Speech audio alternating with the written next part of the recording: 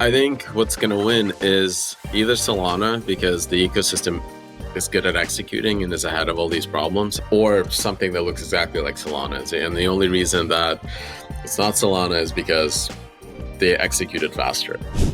This episode is brought to you by Ledger, the most secure hardware wallet trusted by 7 million users and securing 20% of the world's digital assets. Thank you to Ledger for making this episode possible. If you like the Lightspeed podcast, then you need to subscribe to the Lightspeed newsletter, written by a team including yours truly and delivered to your email inbox daily. Lightspeed is your essential daily briefing on all things Solana. Exclusive news, deep analysis, and the latest trends delivered in a way that's digestible and, I think, sometimes kind of funny. Stay ahead of the curve with the same insights that guide readers from Brevin Howard, Gemini, Jito, CME Group, Solana Labs, and Foundation, and many more. The link to sign up can be found in today's show notes or if you go to blockworks.co. Subscribe to the Lightspeed newsletter today.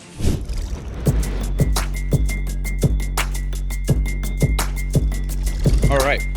Hello, everyone. Welcome to Lightspeed. Today, we're going to be doing something different. We're going to be doing 60 Minutes Solana Edition with the co-founder of Solana Labs, Anatoly. And just a little disclaimer here is that I'm going to ask very pointed questions that are meant to be hard to answer. And so I might have to cut him off if he's kind of not answering the question. And we call this in my team, we call this red teaming.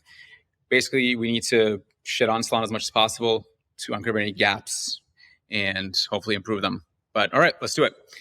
So, Toly, let's start from the beginning. You started Solana in some regards because you basically got sick of being front run in traditional markets. And you started Solana where the idea is that information is synced across the globe as fast as the speed of light allows, and you maximize competition, minimize arbitrage, all this stuff. However, that is not happening, and everybody's getting front run all the time. And in fact, not only is MEV through the roof, Jito tips have surpassed Solana priority fees in many cases. What do you think about this? Why is this the case? Why is it acceptable? So you can set up your own validator and you can submit your own transactions without anyone's interference, right? Kind of. And you can't do that in traditional markets. Mm-hmm. You simply don't have that option. So that was the democratizing function. That piece works. Now, the question is, it's hard to set up a validator. It's hard to scale it to enough stake where that's substantial. It's hard to find other peers that will order transactions the way you want them to and whatever you call fair or whatever. But you can do it. It's just takes time and effort. And the markets themselves are not mature enough to where this is created competition between Jito and whoever's competing with them and everyone else to where users can then easily pick, I'm only submitting to order flow creator Y versus order flow creator K. So the functionality, kind of the fundamental principles of me as a hobbyist, I could spin up my own validator, get some stake, and then run my algos and submit my own transactions directly into the markets without anyone. That all exists. No one can stop you from doing that. Now the question is, are we at a place where this has matured to where the users always see the best possible way to submit transactions? I think we're far from that. But my view is that the way to get there is the dumb way, which is also the hard way, is increase bandwidth, reduce latency, optimize the hell out of the network to eliminate all those bottlenecks where things become unfair. And that includes, multiple concurrent leaders and stuff like that. So fundamentally, right, if you have only one leader per slot and you get 1% of the stake, you roughly get 1 in 100 slots. But if you have 2 leaders per slot with 1% of the stake, you get 1 of every 50 slots, right? So the more liters per second we can add, the less stake you need to be able to run your algorithm at the quality of service that you need. Currently, the way it works is you need to amass some amount of stake to be able to prioritize your transactions. And even if that weren't the case, it seems like having more stake in the system is just going to be useful for perhaps having your own block space and all this. And so there's some dynamic here where the richer you are, the more of an advantage you have. Right. And is that acceptable?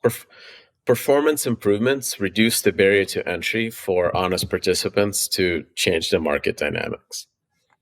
So if we have 2 liters per second, and now it takes half the amount of stake for me to offer the same kind of service as before, and therefore it takes less, there's a lower economic barrier to entry to be able to compete and say, hey, I'm the best validator. You should always submit all your Jupiter transactions to me. I'm going to do the thing that you want. Right? So like I can then run a business, offer it to users, and then competition will force the market to be at the most fair equilibrium. That's the ultimate goal. But to get there, I think the very different thing about Solana versus Ethereum is I absolutely believe it's just an engineering problem. We just need to optimize the network, increase bandwidth in terms of the number of liters per second, in terms of blocks, the block sizes, just everything. Just grow everything until competition forces the markets to be in the optimal spot. Talking about engineering problems, one of the reasons why Jito tips have surpassed priority fees is not just MEV, but because landing transactions, or maybe more accurately, the fee markets that we say are local fee markets, don't work deterministically and sometimes don't work that well at all. What's up with that? Again, this is because of the implementation that actually processes all those transactions are far from optimal and under extremely high load. Like if the load is low, everything works great. We had like during the mini bear that we had over the last 6 months, there was a time where I was seeing sub 1 second end-to-end confirmations. Everything was functioning smoothly there because the number of proposed transactions submitted to the leader were so small that those queues, the quick connection table, all this other shit was not being filled up to the point where performance bottlenecks were causing those queues to back up. And when those queues back up, you can't do prioritization in those queues until you get to the scheduler.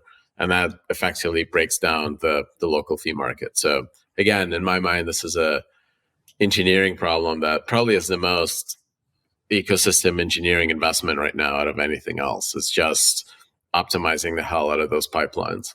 Given that these problems exist, and it seems like your answer to them is that, well, they exist, but they're an engineering problem, and so they're solvable, and hence they will be solved with further iterations. And somebody might say to that, well, these problems don't really exist on L2s due to their architecture, right? Like you can't, you have a centralized sequencer, you can do first come, first serve. And first come, first serve will lead to the exact same problems. So even Arbitrum has like a priority lane.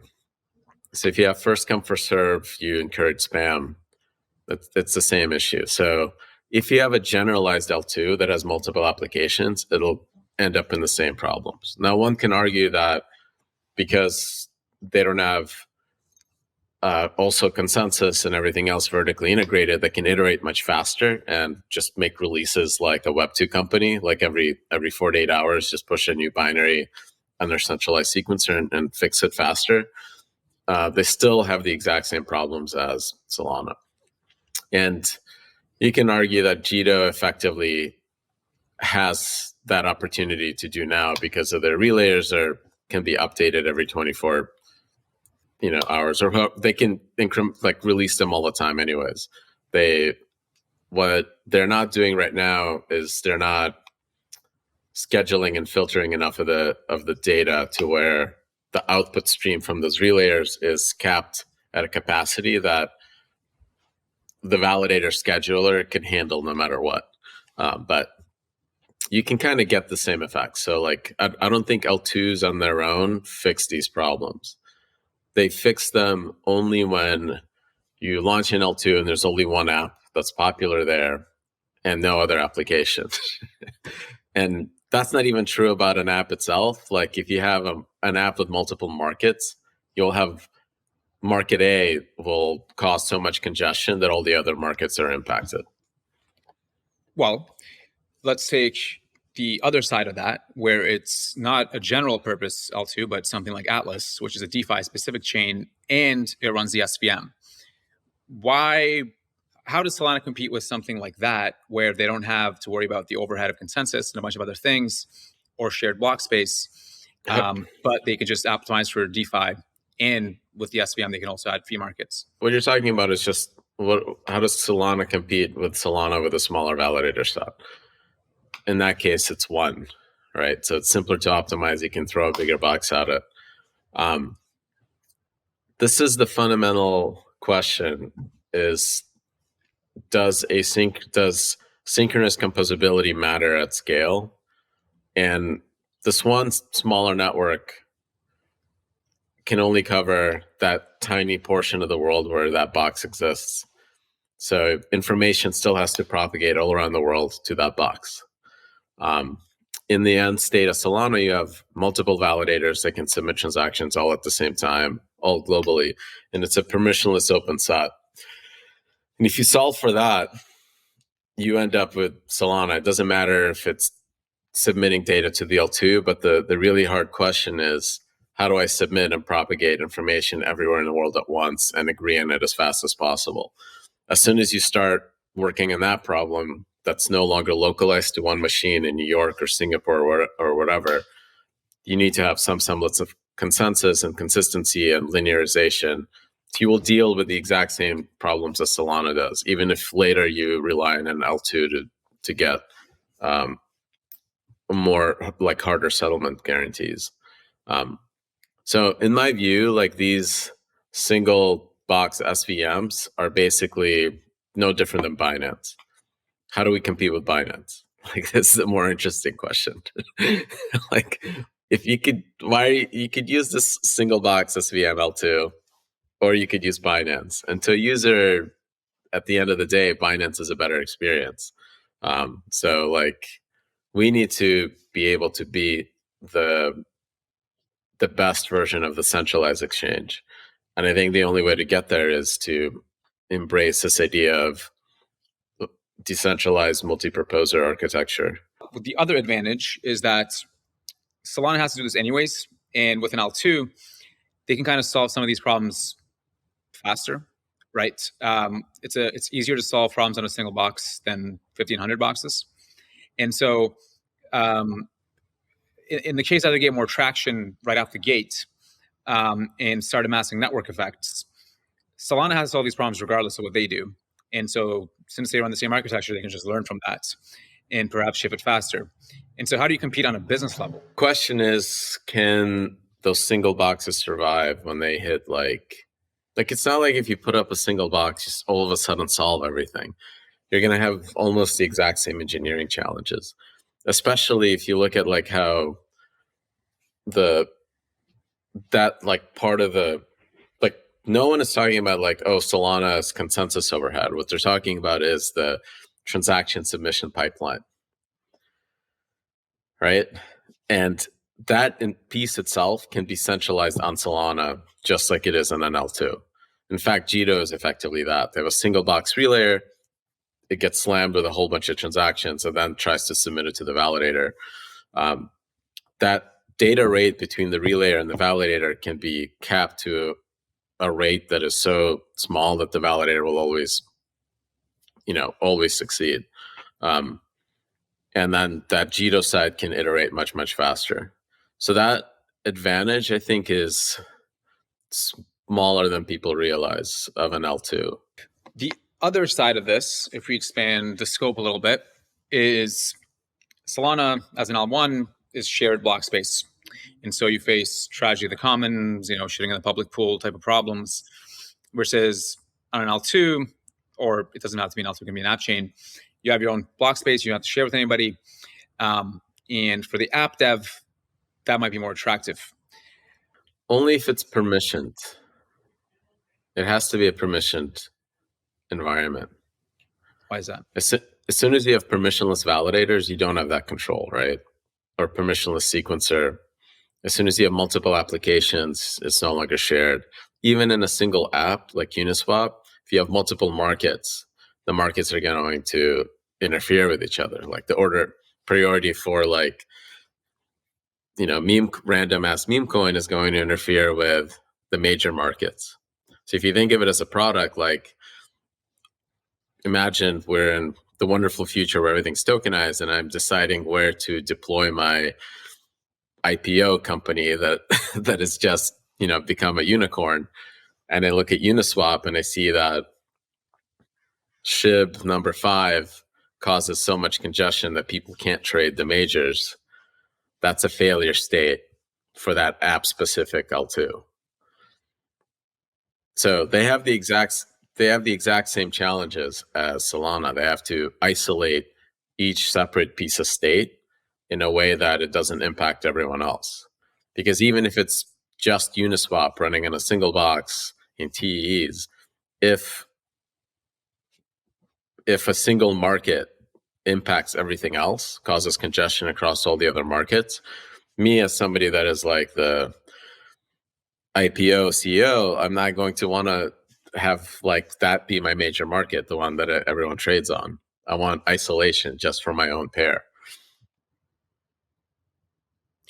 What if it is permissioned? Isn't it okay that they're permissioned since they have exit hatches? Even if it's permissioned, they have to still solve that local like isolation problem. And that isolation problem, solving it in that permission environment is no different than solving it in the Jito relayer or the scheduler, that whole pipeline in Solana. Do you think this market analogy can be mapped to any type of application?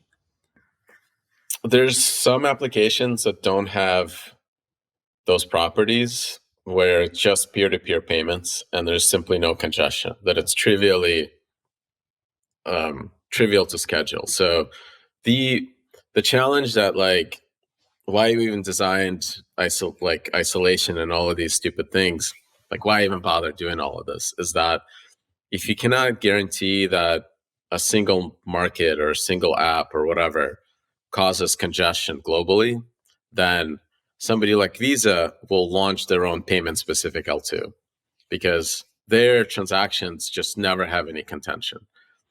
They don't care about prioritization because what they care about is just TPS, like just give me raw TPS and make sure the P90 confirmation time is below X. But I don't really care at the cash register if I'm first in the block or last. All I care about is that when I swipe my card in 2.5 seconds, I can leave. Right? So that there's no like prioritization scheme there that is really important to payments. And that is a very major use case. It's not like a theoretical use case. And my belief is that if we can't if we can't implement isolation correctly, the whole idea of giant composable state machine is moot because you will have payments chains. You will even have like single market L2s. Like me as the IPO person in 20 years, why would I even launch a Uniswap chain? Why wouldn't I launch my own L2 with just my own pair to guarantee like good performance, right?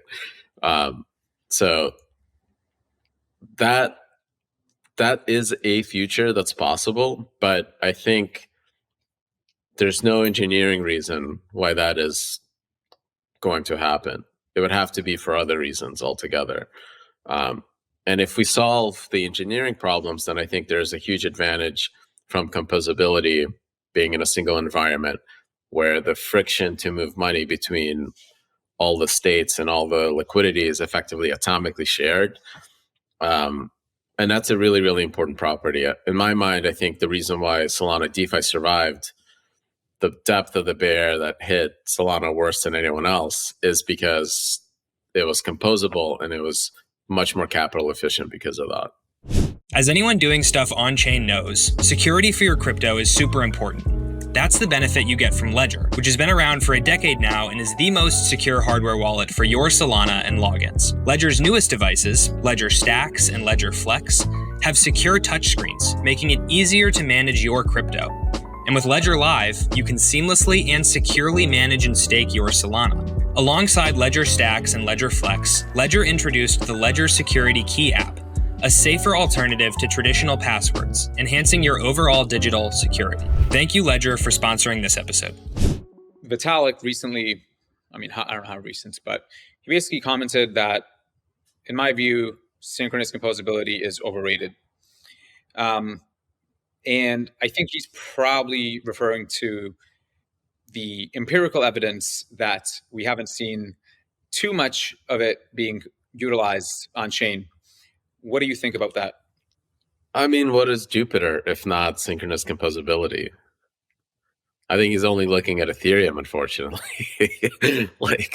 Jupiter has enormous market share in Solana, and its market share is enormous in the entire crypto space. And it is that to synchronous composability. But you cannot build Jupiter without synchronous composability. It just doesn't work. You look at 1inch, which is the Ethereum competitor, and they cannot scale because the cost to move even between L2s and the same L1 is so astronomically expensive and slow. Yeah, I think he's wrong. I think you can have finance that's asynchronous, and that's how most finance works today. And it's not like those systems will die or something, but I think if Solana succeeds and we, the ecosystem solves all these problems at the current pace as they're solving them, even if it just continue, everyone just continues to execute as well as they are, and year after year, you can see a dramatic improvement. I think at the end of the day, synchronous composability is going to be the winner. Let's put aside the engineering problems, and let's assume that engineering is not a moat and that other chains can achieve the same outcomes. Let's say something like SWI, they can have atomic composability, synchronous composability, and they can just have a smaller validator size set. And let's say some of these L2s, they'll face the same problems, like you said, but they can also solve them.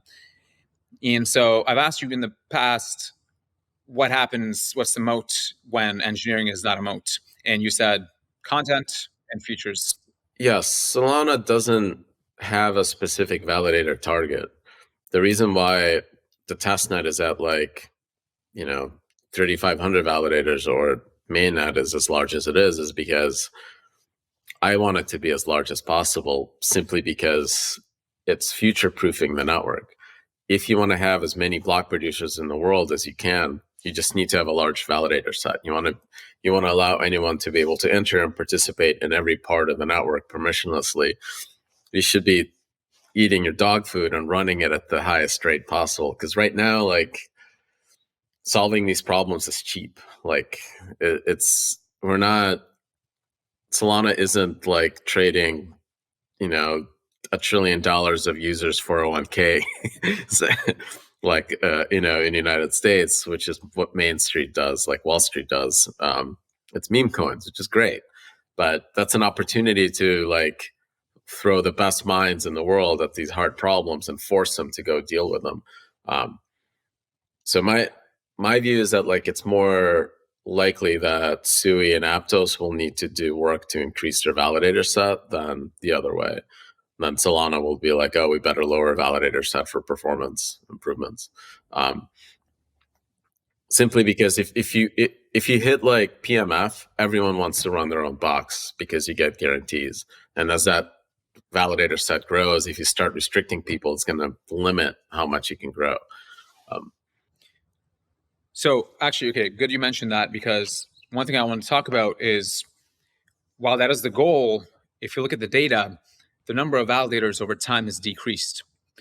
And it seems like you're kind of attributing that to a lack of PMF, and so they don't have an incentive to run their own boxes. Is that right? Or what's the reason there? Yeah, well, you have some of the Solana Foundation stake will distort that. I'd be actually interested to see what's the number of validators that are self-sustaining? Is that set growing? We have that. One sec. year over year on this. 420 validators would be self-sufficient. But what was that like 2 years ago? I don't think we have that, but we do have that the total stake from Solana Foundation has decreased by quite a bit since 2 years ago. And fees have increased. So my guess the self-sustaining number is much smaller 2 years ago, even if the overall set was larger. Yes. So that would be my guess. Like, so my view is that like we need the network to like be able to scale up to support everyone that wants to run a box. So that's the whole purpose of like the delegation program is to like get as many hobbyists or whoever to run it and just like stress it a little more and do that in the testnet. But testnet can never simulate mainnet characteristics, right? Like it's just no matter how many invalidator tests they throw at it, there's always like just mainnet is so much different. So as long as that number is growing, the self-sustaining number, to me, that is like the positive trend to look at. And the network physically has to be able to scale to support up to whatever that number is. Otherwise, you start limiting growth. So basically what you're saying is the delegation helps with stress testing a network to like different validator set sizes, but fundamentally the only thing that matters, or the main thing that matters, is the self-sustaining ones. Is that right? There's some argument you can make about like the theoretical argument that a single box, it doesn't matter if it's not a self-sustaining box. In theory, in a catastrophic failure, if that's the only box that survives, that does help. But this is a like tail end nuclear war decentralization question. But from like fundamental, like, is the network growing and successful? What matters is self-sustaining validators that can pay their own bills and give a shit about the network to commercially keep improving it and digging through the data and doing all the stuff that they do, So one of the other criticism that's related to this is Solana's inflation schedule, where you can argue that it's helping subsidize more validators by giving them more rewards. At the same time, this comes at the expense of, let's say, people who are, I don't know, let's say just purely investing. When people say that Solana's inflation is too high, what are your initial reactions? Like, how do you think about it? Just read John Carbonell's articles on this. Like, it's just like beating a dead horse. Like, moving numbers around a black box doesn't matter. That's it. You can move in a way that impacts people to the point that the black box dies, but in it itself doesn't create or destroy any value. It's just accounting. The reason why the inflation is the way it is because it was copied from Cosmos, because the initial set of validators were a bunch of Cosmos validators. But if you look at like fundamentally, does inflation matter to an individual who is in a specific tax regime? It might matter, but to the network as a whole, it is a cost to non-stakers and an equal gain to stakers, and those add up to zero. So that inflation mathematically from an accounting perspective doesn't matter to the network as a black box. I've seen people say, if it is arbitrary, then why not reduce it? Go for it. Post a SIMD. I personally don't care. Like I've said this like a billion times. Change it to whatever you want. Go convince the validators to do it. Like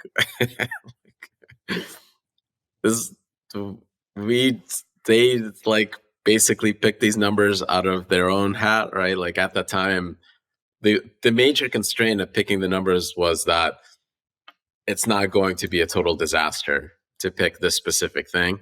And since Cosmos didn't fail because of that, it was good enough. In the end state, where everybody can run fast, cheap, permissionless systems, why should people pick Solana? How does Solana compete? I think what's going to win is either Solana, because the ecosystem is good at executing and is ahead of all these problems, or something that looks exactly like Solana is. And the only reason that it's not Solana is because they executed faster. to a point where they overcame the existing network effects that Solana mainnet already has. So this is where, like, So I think execution is the only moat. always, if you suck at execution, you'll get passed by somebody. Yep. But that somebody else has to be so much better that it is like a PMF killer. And you can think of PMF, like product market fit, for those who don't know, that is like something that causes user behavior to switch. Like, why would I switch from Solana to something else? If transactions are 10 times cheaper, would a person switch? Well, not if the person's paying half a cent. But if a person's paying slippage, and slippage is 10 times lower somewhere else, that could be enough for them to switch, or enough for traders to switch. So you have to look at like the person's overall behavior, and is there an improvement that is so fundamentally better that would make him choose a different product. And between Solana and Ethereum, there was, because the fees to a user when they sign that transaction, it tells them that you're going to pay $30 to like accept this ERC20 in your wallet. Not even just to do anything, just even do a very, very simple basic state change. That was so astronomically out of band to what users wanted to pay that the price difference was enough to get behaviors to change. And then the other one was time, right? You can't wait 2 minutes for a confirmation. It's just too long. So Solana is at like 2 seconds right now at P50, but sometimes goes up to as much as 8 seconds. But is going from 8 to 400 milliseconds such a massive behavior change for a user that they're willing to switch products? That's an unknown. But nothing in engineering in Solana precludes the network to get the same optimizations to improve both latency and throughput. So this is like, I think, why people ask, oh, if Solana is like growing faster than Ethereum, somebody else is going to come next. That marginal difference between Solana and the next thing is much, much smaller. It's much harder for that to be a behavior change difference. So that's kind of like the challenge. So if execution is the moat, the main one, then fundamentally it becomes a challenge of organization to some extent, or coordination. And one of the differences between Solana's vision and, let's say, modular, even though that's not a real term, is on Solana, let's say you're an app like Drip, and you built your application there. You need to wait for the L1 to make certain changes for, let's say, congestion, bug fixes, or something like that.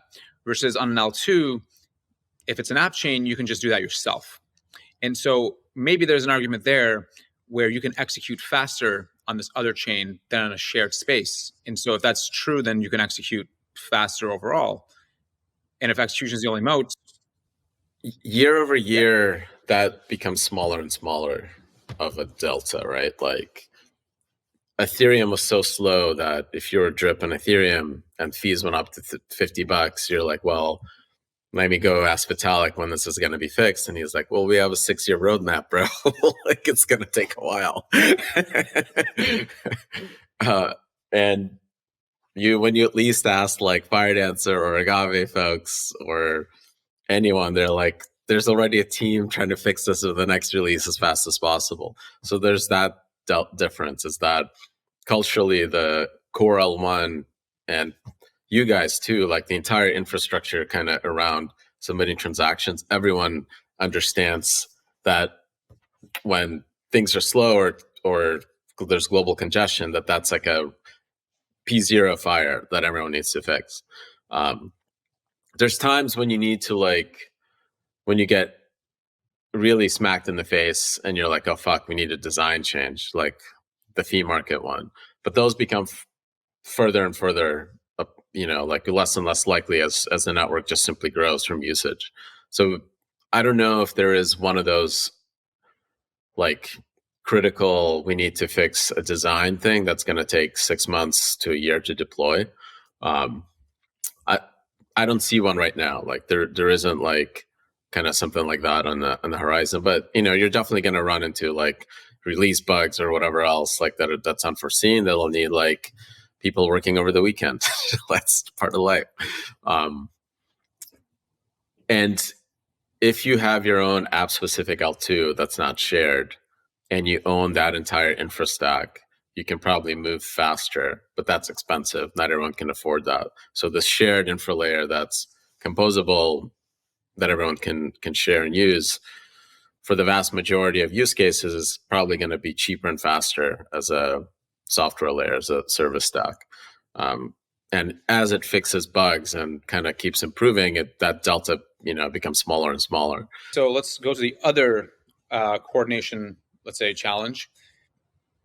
We've been hyping up Firedancer, and Jerry recently came out and said, well, I mean, some people actually now think it's overrated, but Jerry also said it's slowing people down. Anza engineers and Firedancer engineers obviously have to agree on certain things and ship from there. And so it does slow things down initially. And it seems like your argument is that once the specs and interfaces are clean, then you can actually iterate faster. Is that really? Yeah. So like there's like three steps. One is the design step. You got to agree on what you're going to do. Then implementation, and then testing and verifying that it doesn't cause a safety or liveness bug. And my feeling is that the design step will take longer. Implementation is parallelized, so both teams can do it at the same time. But the testing, auditing phase should be much faster because the probability of two independent teams shipping the same bug is smaller. The big difference, I think, is that I think Ethereum runs in this like we're going to have one major release and it's going to land with all these features that are targeted for this release. And what they're picking is the feature set and not the release date. The way that Solana's always functioned is kind of almost the opposite. Is there's a release date, and if your feature doesn't make it, it gets cut. And those releases are just much, much faster. So in theory, like the iteration cycle could even speed up with two teams that want to speed it up. Like that's got to come from the core engineers, and they kind of have to have that fire in them. Like, hey, we need to release this stuff as fast as reasonable, and kind of rely on this implementation like redundancy. I think culturally both teams kind of have that background because they're not academic. They're all their life they've been under the pressure cooker of tech. Mm-hmm. And so that brings me to the third point of coordination and execution, which is that you must assume that you have zero executional capability because you're working on a phone instead of helping the L1 ship or helping these client teams coordinate. Is that really the right play? For me personally, like the last big changes that I've kind of been involved with was like getting the accounts DB index out of RAM. And I could write up a design and a like little implementation that proves that it could work. But the problem is that to land it, you need a full-time engineer that is specific on that task. And I can hand it off to Jaywash, and then he landed it, right? And the testing and the release cycle, all that stuff takes a year. Me as a single IC, it would be awesome. I would love to just be an IC at Anza or Firedancer, just like staring at Grafana and building stuff. It's just I'm split across like a bajillion different efforts. So the place that I found to have the highest impact is like I can define the problem, state growth, or like the multiple concurrent leader problem, like the censorship problem there, like the MEV competition problem, and I can propose a solution, and I can talk to everyone, and they all agree, okay, your analysis of the problem is right, and here's like maybe how I would do it, and we all iterate on that design, and eventually it gets kind of gelled and solidified. And then as that fire that I've anticipated starts kind of getting hotter and hotter, people already have the design. We've already done the hard part, which is the agreement part between two teams, and then it's just implementation and testing. So my role is almost like principal engineer at a big company. You don't write any code. You go talk to a bunch of teams, and you're like, hey, I noticed you're struggling with this, and everyone else is. You got to go fix it like this, so we can all align on it. That's probably like the opportunity that kind of I can have the highest impact on the core eng side. At your level, that is the job, but it's not an easy one. And so, are you basically saying, well, Jack Dorsey can do this, and so can Elon, so I can also do this while shipping a phone?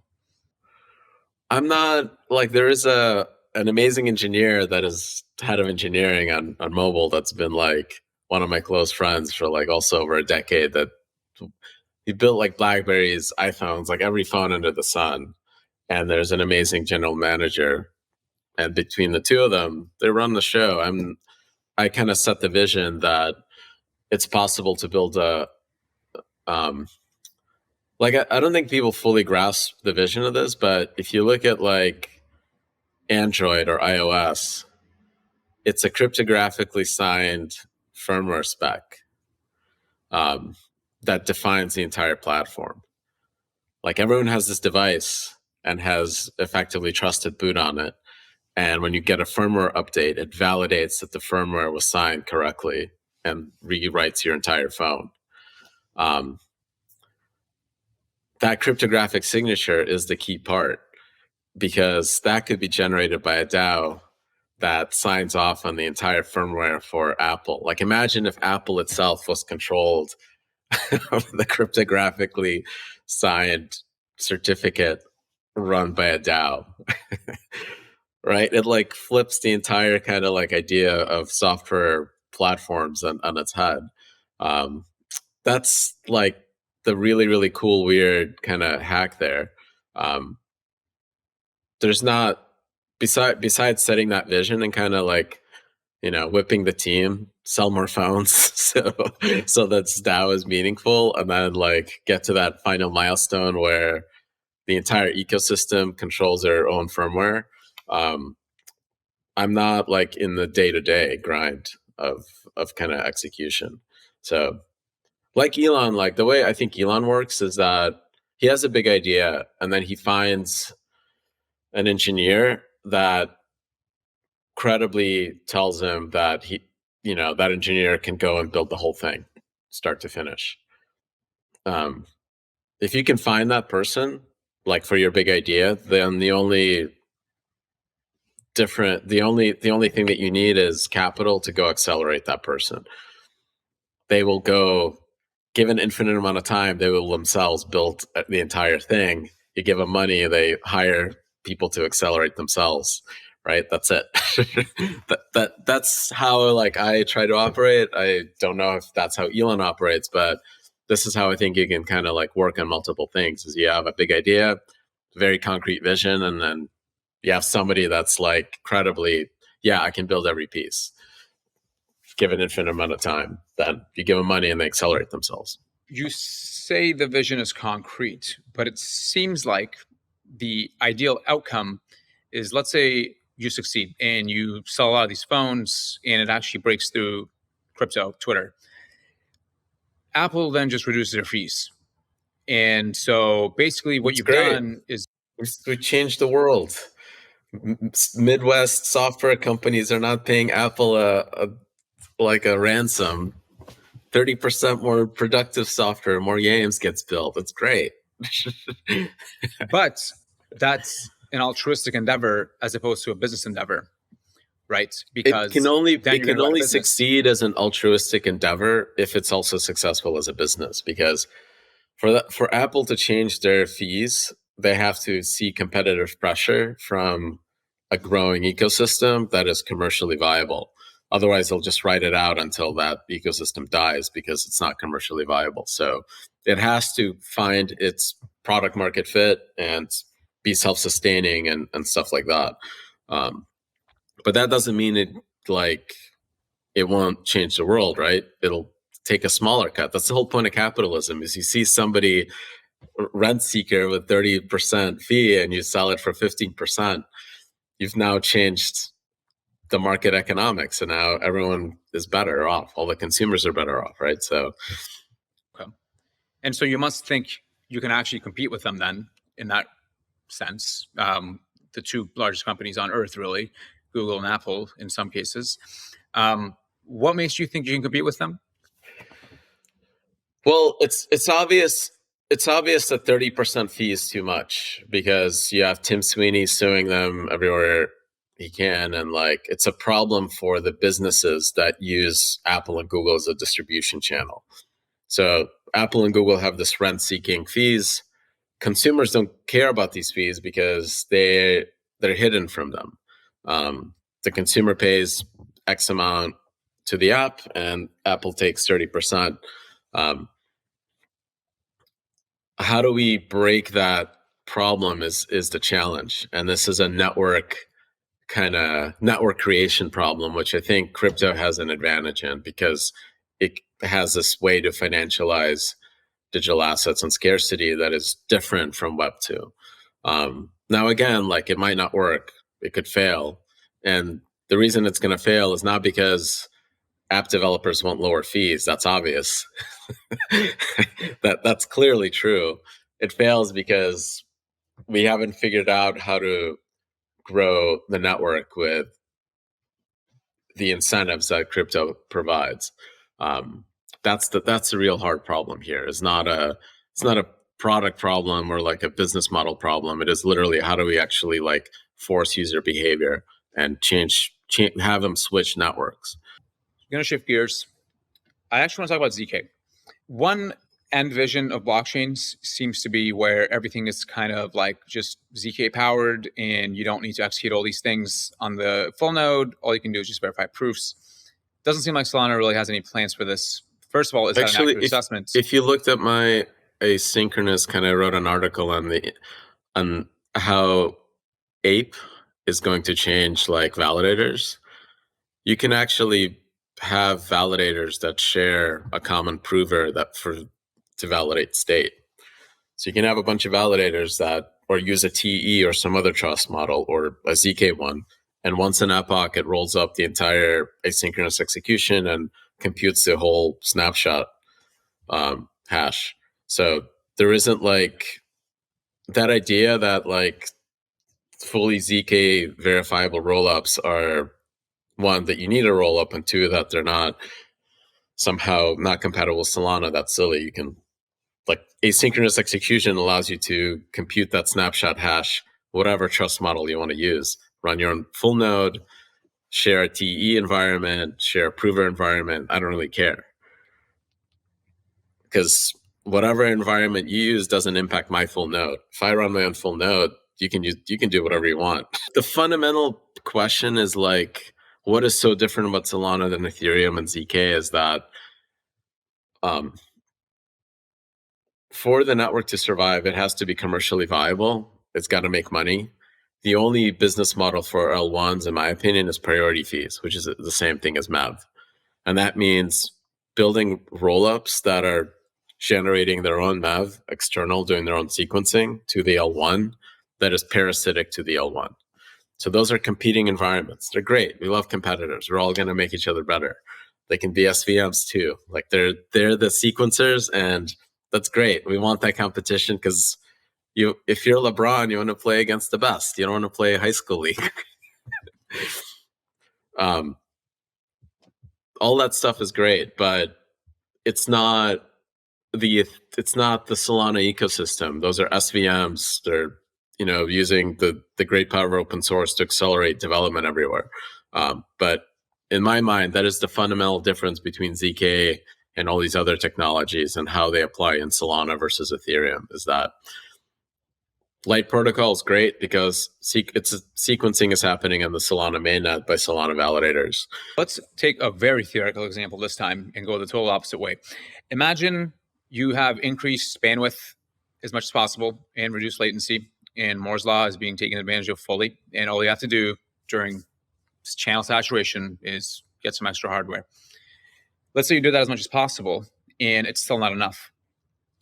Assume crypto actually does have more adoption. I know I personally would argue that it probably won't, but let's say it does. What happens then? Well, you cannot launch another network anyways, because there is a Solana full node that is fully saturating the ISP's bandwidth in every ISP. There's no more capacity for anyone else. we've eaten all the bandwidth available. I guess that requires all the engineering chinks to have worked out before that's saturated. Yeah. Well, that would be nice. Yeah, we're done. Okay. People need to realize that like 1 gigabit is basically everywhere in the world, even in almost every cell phone in the world at this point.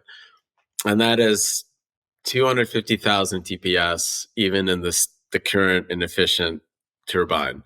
Like the way that turbine is spec'd right now can handle 250K transactions per second in 1 gigabit. It's astronomically in number. That is an absurd amount of TPS. Let's saturate that and then talk about everything else and like the end of Moore's law or whatever. But Solana is what, 250x behind. We need a 250x improvement in load for us to even start thinking about anything else. 1 gigabit, which is a 25-year-old IEEE standard. Literally, it's tech that is older than I've been employed. This is insane. Yep, I have it right now.